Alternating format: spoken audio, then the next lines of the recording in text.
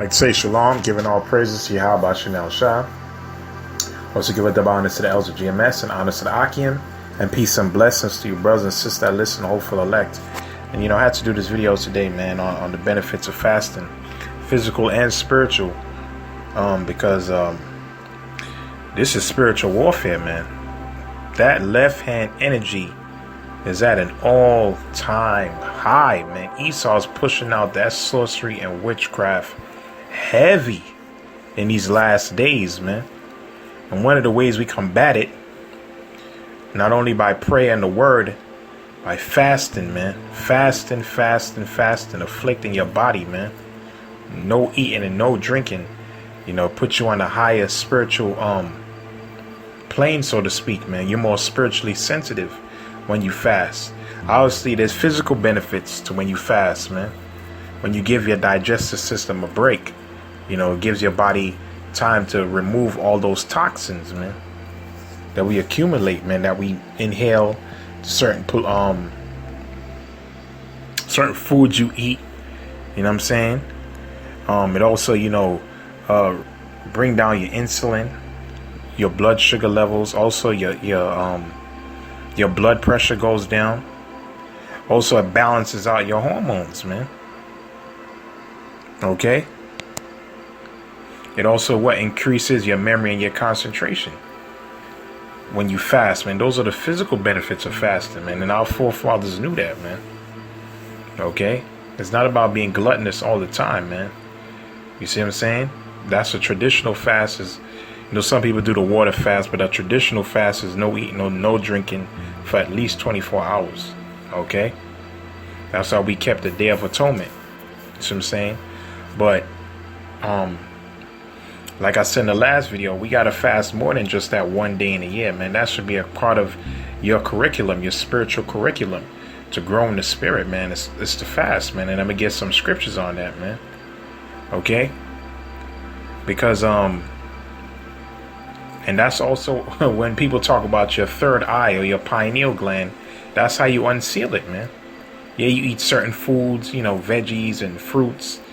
You change your diet, but the main way you unseal your pineal gland or your third eye is by fasting, man. Okay? That's how you get, because your pineal gland controls what they call melatonin, which controls your dreams and your visions. And we're going to read in the scriptures, in order for certain men to get certain dreams and visions, or to put them on a higher level, they had to fast, man. They had to afflict their body. Because that puts you on a level, on the angels, man, because the angels don't eat or drink. Okay? So like I said, not only does it strengthen your immune system, your physical immune system, but also your spiritual, man. All right? Let's get the first precept. Joel chapter 2, verse 12.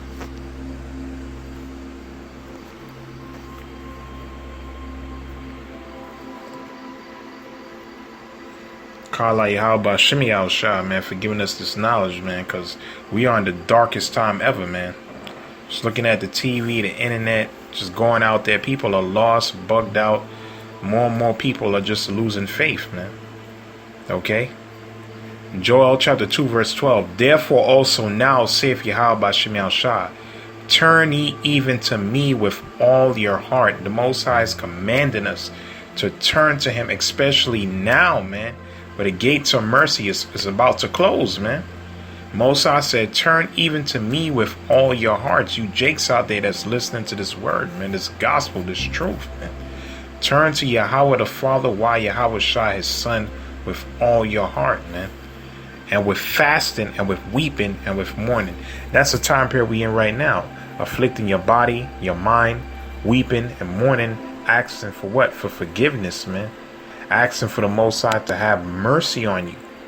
Okay? That he show you great favor in these dark, evil, wicked times, man.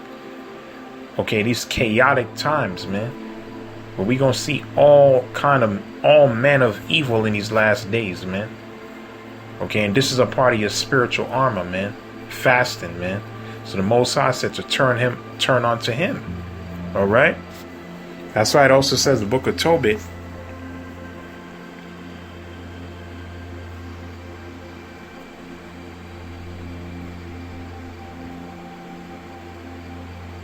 Tobit chapter 12, verse 8. It says prayer is good, and we know what prayer is, to request or to ask.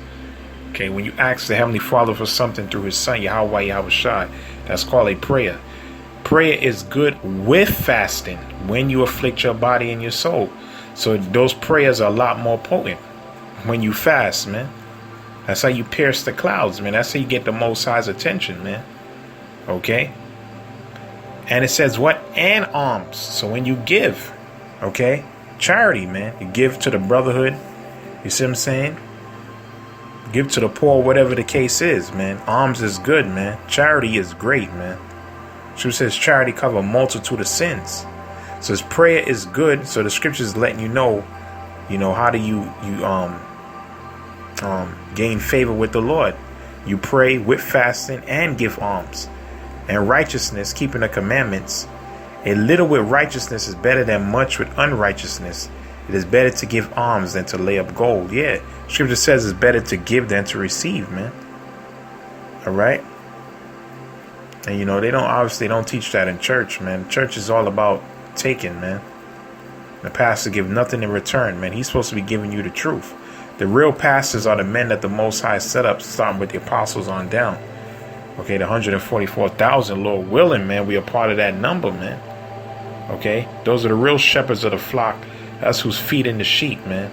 And also warning the sheep that the wolf is coming, man. Destruction is coming. Okay? And how to spiritually prepare yourself, and what we covering today in this lesson is the importance of fasting, man. Okay? That got to be a part of our spiritual repertoire, man. Not just the one day in a year, but all the time, man. You know what I mean? Obviously, every man is different. But, that's something that we need to practice more and more. Matthew chapter 9, verse 14. Let me see if I can find this precept.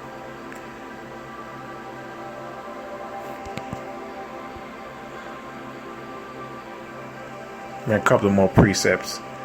Matthew chapter 9, verse 14. It says, Then came to him the disciples of John, saying, Why do we and the Pharisees fast oft, but thy disciples fast not? Actually, why did the Pharisees and disciples of John the Baptist, they always fasting? But your disciples don't fast at all, man. Yahawashi said unto him, Can the children of the bride chamber mourn, as long as the bridegroom is with them?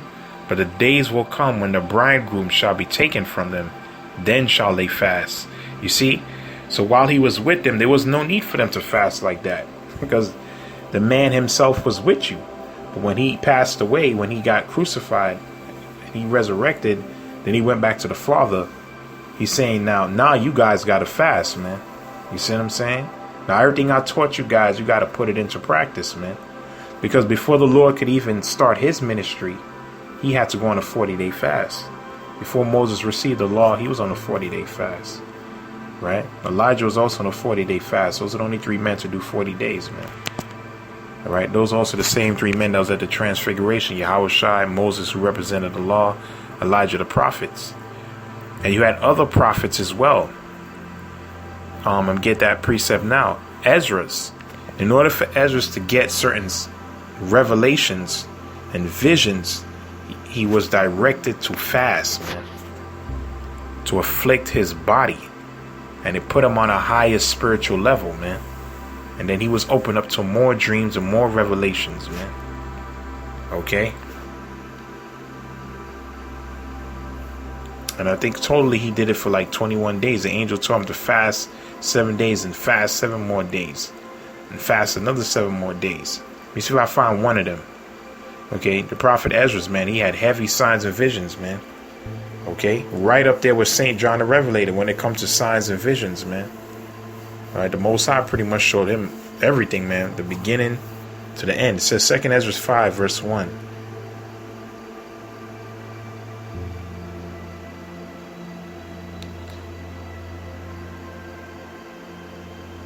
He said, and shall be sought of many, 2 Ezra 5 and 10, and yet not be found. Then shall unrighteousness and incontinency be multiplied upon the earth. Whoa, well, we see that now. Hell, we see that now, man. We see unrighteousness, man, wickedness, stuff that's immoral is on a very, very high level, man. All right. And it says what? Incontinency. Okay. Which is pretty much people don't have no self-restraint. Okay. People have no self-restraint, man. People have no discipline. Everything now is just about pleasing your flesh or pleasing yourself. Okay? Aleister Crowley, do as thou wilt. It says, one land shall also ask another and say, is righteousness that maketh a man righteous gone through thee? And it shall say no. So righteousness is very scarce, man. Very, very, very scarce, man. But only the 144,000. So that's what we working for, brothers working for that office, man. And then you have the 1/3 of the only men that's going to stand up, especially the men that's on the front line for righteousness, man. It says, at the same time, men shall hope, but nothing shall obtain. They shall labor, but their ways shall not prosper. Verse 13, he said, to show these such tokens, signs I have leave, if thou wilt pray again. So he said, you want to see more things, pray again, and weep as now, and fast even days, thou shalt hear yet greater things. So the angel told him, listen, you want to see greater things? Pray and fast even more. Okay? So that goes for us today. You want certain things in the spirit from Yahawashi. You're struggling with certain demons or certain problems? Well, go on a fast. Pray and fast, man. Okay? And you got to believe in that prayer. Like Yahawashi said, all things are possible to him that believeth, man. If you lack faith, if you lack the power of belief, fast on that. Whatever you lack, the Most High will give it to you freely, man. If you ask, man. And especially if you afflict your body, man. All right? Just like the prophet Daniel. Let me get his example.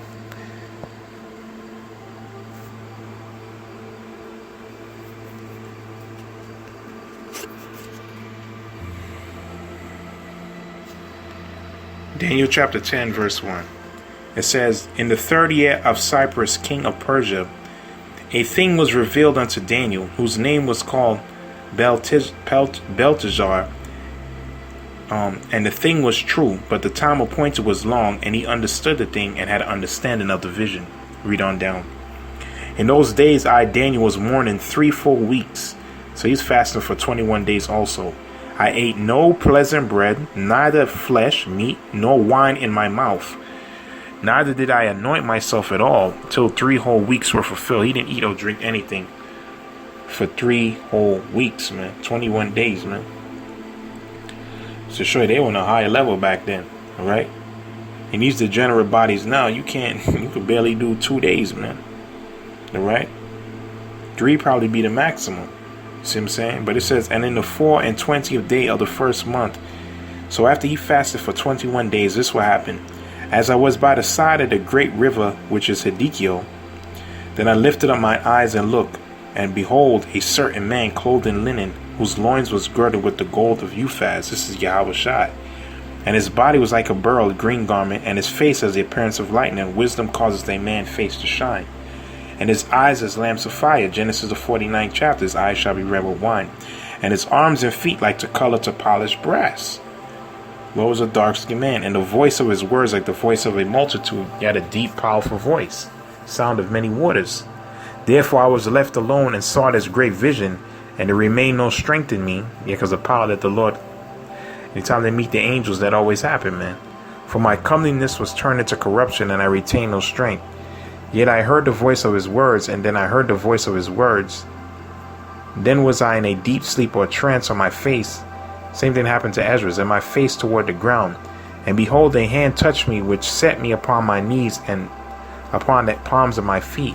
And he said unto me, O Daniel, a man greatly beloved, understand the words that I speak unto thee, and stand upright. For unto thee am now sent. So after he fasted for 21 days, Yahawashi himself came to him, man. So that should alone should tell you the power of fasting, man. Alright, he says what? And when he had spoken this word unto me, I stood trembling. And this is the point too, verse 12. Then he said unto me, fear not, Daniel, For from the first day that thou didst set thine heart to understand and to chasten thyself before thy power, thy words were heard, and I come for thy words. So Yahawashi told Daniel, the first day you began your fast, your words were already heard before the Most High, man. And he said, what? Now I come for thy words. So, obviously we can't do 21 days. Like Yahawashi said, well, I'm going to read that again. Then said he unto me, fear not, Daniel, for from the first day that thou didst set thine heart to understand and to chasten thyself fast before thy power, thy words were heard. That's powerful, man. So from that first day he went on a fast, the Most High already heard his prayer, man. So that shows you that your prayer is a lot more potent when you go on that fasting, man. And that's something that we all need to practice more and more and more, because the days is getting darker and darker and darker, man. Like it said in the Ezra's, is there any righteousness left in the land? All right. The dark, evil times we living in, man, where we're going to see all kind of death and all kind of strange things. You're going to have to fast, man. All right. To get more spiritual strength, because this is a spiritual battle. It's a spiritual war. Okay. And also when Israel was in trouble, our back was against the wall, we always went on a fast, man. The Maccabees went on a fast. During the time of Esther, they went on a fast. When Haman, the Edomite, wanted to destroy us. Matter of fact, let me read one more precept. The book of Judith. All right, who was a Simeonite.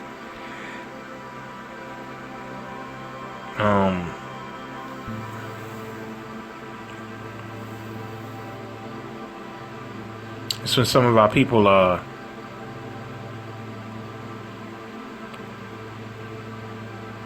think this was like the first remnant of our people that came out of the Babylonian captivity.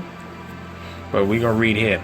I read Judith in a while, but scripture hit me. Judith chapter 4, verse 1. Let me read on down. It says, now the children of Israel that dwelt in Judea, heard all that Hurlephernaz, the chief captain of Nebuchadnezzar, king of the Syrians, had done to the nations.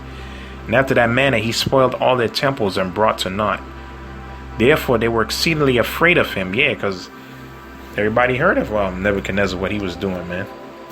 All right, and this chief captain, Hurlephernaz, all right, were troubled for Jerusalem and for the temple of the Lord their power. And they were newly returned from the captivity, and all the people of Judea were lately gathered together, and the vessels and the altar and the house were sanctified after the profanation, after destruction. Therefore they set into the coast of Samaria and all the villages of Betharon and Belmon and Jericho to Kobah and Esarah into the valley of Salem, and possessed themselves beforehand of all the tops of the high mountains, and fortified the villages that were in them, and laid up victuals for the provision of war, for their fields were of late reaped. Let me see where I'm going to read on down to. Slovakia. Let me see if I'll read. Alright, so let me keep on reading there. Let me read on. It says, and possessed beforehand all the tops of the high mountains, and fortified the villages that were with them, and laid up victuals for the provision of war. So they supplied food. Their fields were of late reap, so we were getting ready for war. And Joachim the high priest, which was in those days in Jerusalem, wrote to them that dwelt in Bethula and Bethel-Meson, which is over against Esholon, toward the open country near Dothan, charging them to keep the passages of the hill country, for by them was an entrance into Judea, and it was easy to stop them that would have come up, because the passages were straight for 2 men at the most. So we were getting ready for war, but the point is coming up. And the children of Israel did as Joachim the high priest had commanded them, which the ancients of all the people of Israel which dwelt at Jerusalem, the elders and leaders. Then every man of Israel, this is the point, cried to the Most High with great fervency. They put all their heart and soul into it, like it said in Joel. With great vehemency, okay, did they humble their souls, man. Okay, they were fasting. It's going to go into it. Both they and their wives and their children and their cattle and every stranger and hireling and their servants brought with money put sackcloth upon their loins. So before people went to war, they had to go on a fast, man. They had to cry out to Yahawah Shem Yahawashi, man. And we in what? Spiritual war, man. So we supposed to be fasting all the time. All right. It says, thus every man and woman and the little children and inhabitants of Jerusalem fell before the temple and cast ashes upon their heads and spread out their sackcloth before the face of the Lord.